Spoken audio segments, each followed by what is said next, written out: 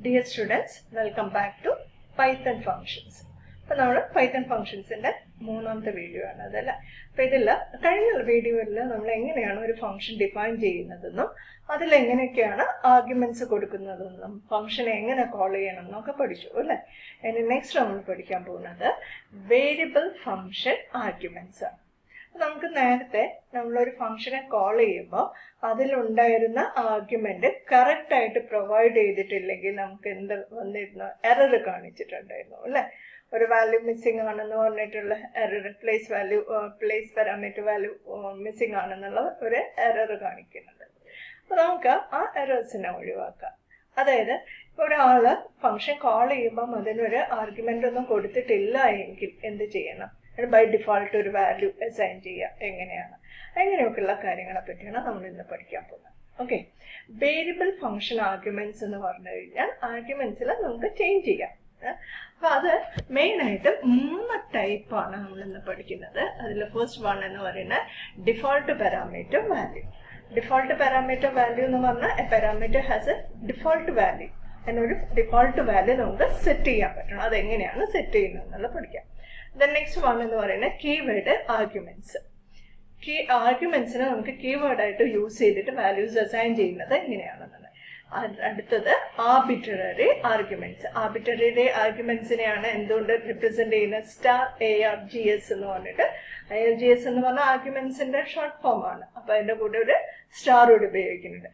അപ്പൊ പൈത്തണിലെ ഡോക്യുമെന്റേഷനിൽ നിങ്ങൾ എങ്ങനെ ARGS എന്ന് പറഞ്ഞു കഴിഞ്ഞാൽ അതിന്റെ മീനിങ് എന്താണ്? ആ ഒരു ഫംഗ്ഷനിൽ ഉപയോഗിക്കുന്നത് ആർബിട്രറി ആർഗ്യുമെന്റ്സ് ആണ് എന്ന് മനസ്സിലാക്കാം. ഓക്കെ, അപ്പൊ നമുക്കിത് 3 ഡീറ്റെയിൽഡ് ആയിട്ട് പഠിക്കാം.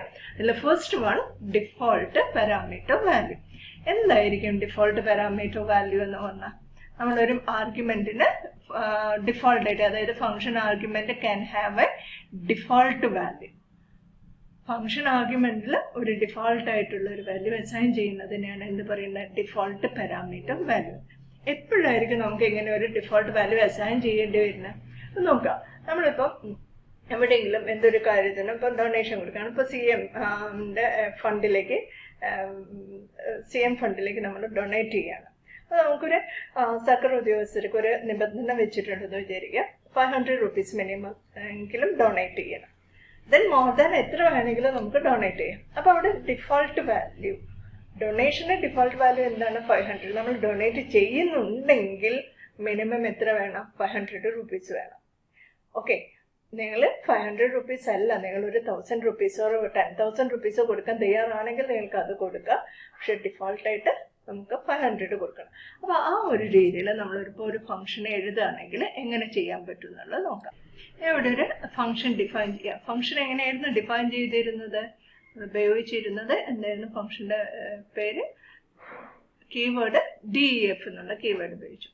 നമുക്കിവിടെ ഡൊണേഷന് വേണ്ടിയിട്ടായതുകൊണ്ട് ഞാൻ ഡൊണേഷൻ എന്നാണ് ഫംഗ്ഷന്റെ പേര് കൊടുക്കുന്നത്. പിന്നെ എന്ത് ഉപയോഗിക്കണം? പാരാന്തസിസ് ഉപയോഗിക്കണം. ഇതിനുള്ളിലാണ് ആർഗ്യുമെന്റ്സ് ഉപയോഗിക്കുന്നത്. ഇപ്പൊ ഡൊണേറ്റ് ചെയ്യുന്ന എമൗണ്ട്, ഈ എമൗണ്ട് എന്താവണമെന്നാ പറഞ്ഞത്? Minimum 500 rupees. ഓക്കെ, then ഇത് കഴിഞ്ഞിട്ട് നമ്മളിവിടെ ഒരു കോളം കൊടുക്കണം. അപ്പൊ ഇതായിരുന്നു നമ്മുടെ ഫംഗ്ഷൻ. അപ്പൊ ഇവിടെ നമ്മൾ ഈക്വൽ ടു സിമ്പിൾ ഉപയോഗിച്ച്, അതായത് അസൈൻമെന്റ് ഓപ്പറേറ്റർ ഉപയോഗിച്ച് ഒരു ആർഗ്യുമെന്റിന് വാല്യൂ അസൈൻ ചെയ്യുകയാണെങ്കിൽ അതിനെയാണ് എന്ത് പറയുന്നത്? ഡിഫോൾട്ട് പാരാമീറ്റർ എന്ന് പറയുന്നത്. അപ്പൊ ഈ ഡിഫോൾട്ട് പാരാമീറ്റർ കൊടുക്കുന്ന എപ്പോഴായിരിക്കും? നമ്മളൊരു ഫംഗ്ഷനെ കോൾ ചെയ്യുമ്പോൾ ആർഗ്യുമെന്റ്സ് കൊടുത്തിട്ടില്ലെങ്കിൽ ബൈ ഡിഫോൾട്ട് ഏത് വാല്യൂ ഉപയോഗിക്കണം എന്നുള്ളത് പറയാനാണ് എന്ത് ഉപയോഗിക്കുന്നത്? ഈ ഒരു ടൈപ്പിലുള്ള ആർഗ്യുമെന്റ്സ് യൂസ് ചെയ്യും.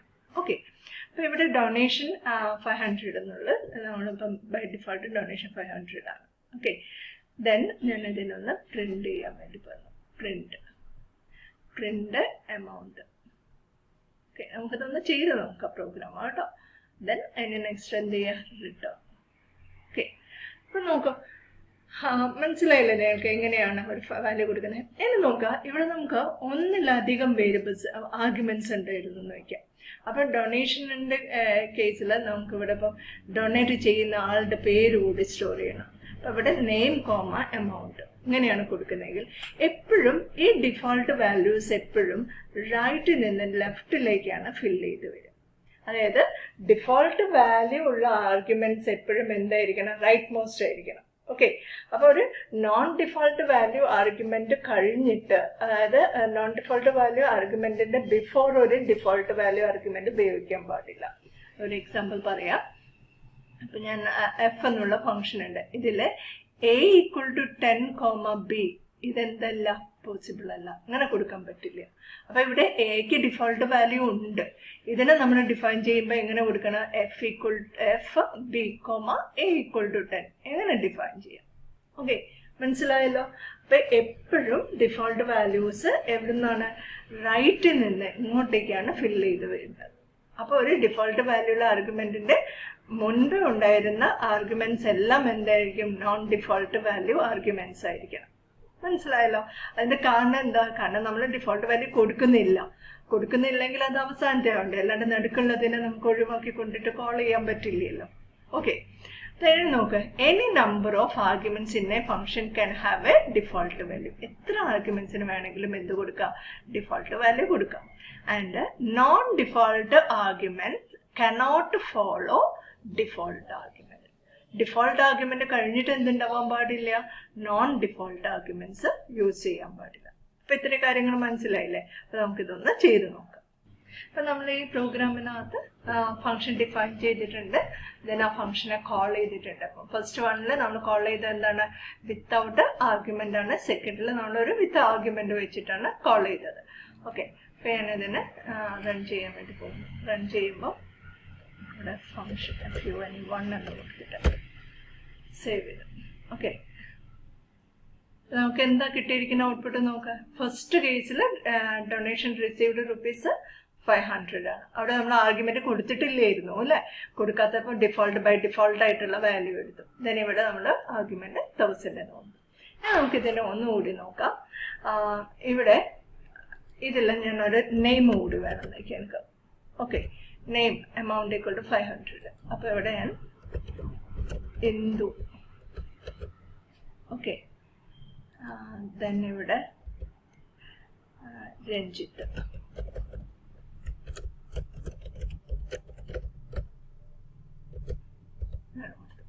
അപ്പൊ നമുക്ക് റൺ. ഓക്കെ,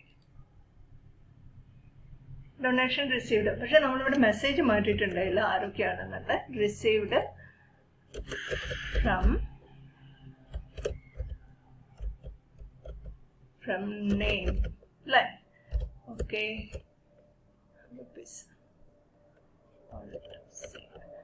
ഒന്നുകൂടി റൺ ചെയ്ത് നോക്കണം. റൺ മോട്ടീവ് ഇവിടെ എന്താ, received from Indu ₹500 and Ranjith 1000 എന്ന് പറഞ്ഞു. ഞാൻ ഇതിന്റെ അതൊന്ന് മാറ്റിയിട്ട് ഇവിടെയാണ് ഞാൻ എമൗണ്ട് എന്നുള്ളത് കൊടുക്കുന്നത്. Amount = 500, name. അല്ലെങ്കിൽ എമൗണ്ട് എന്നുള്ളതിന് പകരം നമുക്ക് ഡേറ്റ് നമ്മളൊരു ഡേറ്റ് ഇവിടെ കൊടുക്കാന്ന് വയ്ക്കാം. ഇന്ന ഡേറ്റിലാണ് ഇവരുടെ കയ്യിൽ നിന്ന് ക്യാഷ് വാങ്ങിയിരിക്കുന്നത്. ഓക്കെ, ഇങ്ങനെ കൊടുത്തു. ഡേറ്റ് = പിന്നെ നോക്കാം. ഇത് received donation received from name rupees amount, dated, date. Okay, dated എന്നുള്ളത് ഞാൻ ഡേറ്റ് എന്നുള്ളത് ഉപയോഗിച്ചു.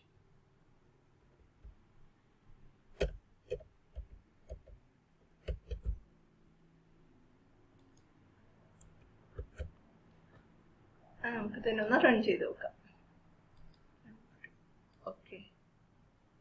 Non default argument follows default argument. കണ്ടോ എറർ വന്നിരിക്കുന്നത്? അതായത് എന്താണ്, നമ്മളൊരു ഡിഫോൾട്ട് വാല്യൂ കൊടുത്തു, ദെൻ നോൺ ഡിഫോൾട്ട് വാല്യൂ, വീണ്ടും ഒരു ഡിഫോൾട്ട് വാല്യൂ. ഇത് എന്ത് പറ്റില്ല, ഇങ്ങനെ ചെയ്യാൻ പറ്റില്ല.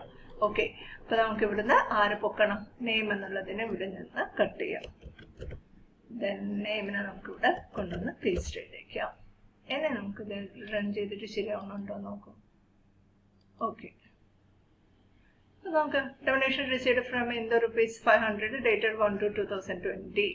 Donation received from Ranjith ₹500 dated ഇവിടെ എന്താ വന്നിരിക്കുന്നത്, 1000 എന്നാണ് വന്നിരിക്കുന്നത് അല്ലേ.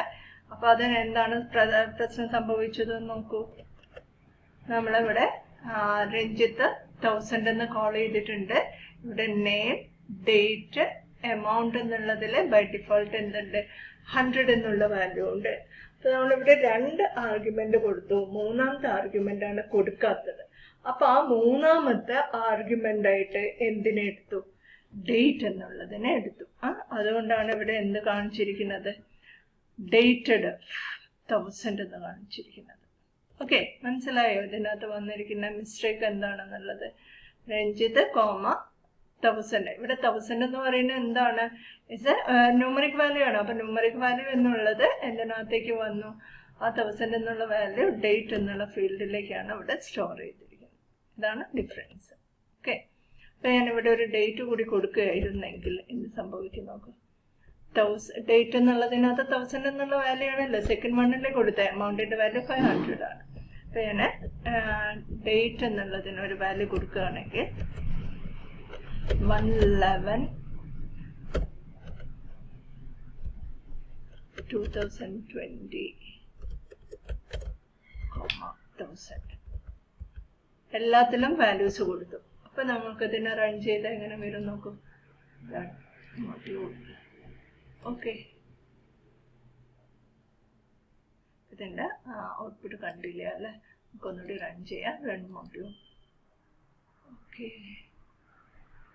ആണോ 1000 rupees ഡേറ്റഡ് 1/11/2020 മാറിയിട്ട് വന്നു. അപ്പൊ മനസ്സിലായില്ലേ ഡിഫോൾട്ട് വാല്യൂ എങ്ങനെയാണ്, ഡിഫോൾട്ട് പാരാമീറ്റർ എങ്ങനെയാണ് ഉപയോഗിക്കണമെന്ന്. അപ്പൊ ഒന്നുകൂടി ഓർക്കുക, function can have a default value in പൈത്തണിൽ നമുക്ക് എന്ത് ഉപയോഗിക്കാം, ഡിഫോൾട്ട് വാല്യൂസ് യൂസ് ചെയ്യാം. അത് അസൈൻ ചെയ്യുന്നത് അസൈൻമെന്റ് സ്റ്റേറ്റ്മെന്റ്, അതായത് അസൈൻമെന്റ് ഓപ്പറേറ്റർ ഉപയോഗിച്ച് ഈക്വൽ ടു ഉപയോഗിച്ചിട്ടാണ് നമ്മൾ അതിൽ വാല്യൂസ് അസൈൻ ചെയ്യുന്നത്. അപ്പൊ വാല്യൂ അസൈൻ ചെയ്യുമ്പോൾ അതെപ്പോഴും റൈറ്റിൽ നിന്ന് ലെഫ്റ്റിലേക്കാണ് പോകുന്നത്. എത്ര നമ്പർ ഓഫ് ആർഗ്യുമെന്റ്സിന് വേണമെങ്കിലും എന്ത് ചെയ്യാം, ഡിഫോൾട്ട് വാല്യൂസ് അസൈൻ ചെയ്യാം. പക്ഷെ non default argument cannot follow default argument. Okay, അപ്പൊ ഇത്രയും കാര്യങ്ങൾ ഓർത്ത് വയ്ക്കുക.